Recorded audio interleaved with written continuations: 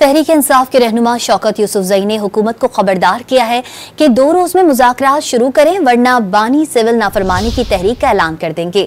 दूसरी जानिब वज़ीर इत्तलात अता तारड़ ने भी मुज़ाकरात को आगे बढ़ाने का रास्ता करार देते हुए कहा कि दुनिया का कोई मसला ऐसा नहीं जो मुज़ाकरात से हल ना हो सके। ताहम उन्होंने PTI की जानिब से एहतजाज के दौरान लाशों के बयानियों को झूठा करार दे दिया। PTI रहनुमा शौकत यूसुफजई ने हुकूमत को 2 रोज में मुज़ाकरात का अल्टीमेटम दे दिया। शौकत यूसुफजई ने वीडियो पैगाम में कहा कि आज सिविल नाफरमानी की तहरीक शुरू होना थी, लेकिन मुज़ाकराती कमेटी बना दी गई है।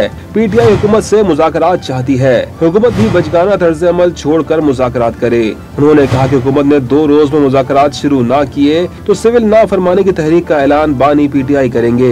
पाकिस्तान तहरीक इंसाफ ने आज से सिविल नाफरमानी की तहरीक का आगाज करना था, लेकिन इस दौरान मुज़ाकराती कमेटी बन गई और उस मुज़ाकराती कमेटी का मकसद ये था कि हुकूमत से बातचीत की जाए। गवर्नमेंट जो है वो बचकाना हरकतें छोड़े, फौरी मुज़ाकरात की तरफ राग़िब हो। अगर 2 दिन में मुज़ाकरात की बात नहीं होती तो फिर पाकिस्तान तहरीक इंसाफ मजबूर होगी कि वो कोई किसी नए अमल का ऐलान करे। तो इसके बाद अब आइंदे का अमल का ऐलान होगा। क्या कैसे सिविल नाफरमानी शुरू हो सकती है, कहाँ से हो सकती है, अगर सिविल नाफरमानी की तारीख ना हो कोई और तारीख शुरू हो, उसके खदुखाल क्या होंगी, सब कुछ का ऐलान अब इमरान खान करेंगे। वज़ीर इत्तलात अता तारड़ ने भी मुल्क में मज़बूत माहौल पैदा करने की जरूरत पर जोर देते हुए मुज़ाकरात को ही आगे बढ़ने का रास्ता करार दिया। You see, dialogue is the way forward. Opening up is the way forward. Talking is the way forward. Eradicating misconceptions always happens through dialogue. There is no problem in the world that you cannot solve without dialogue.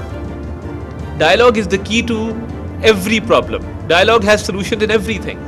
अता तारड़ ने कौमी assembly में खिताब करते हुए PTI के एहतजाज के दौरान लाशों के बयानिए को गलत करार दिया।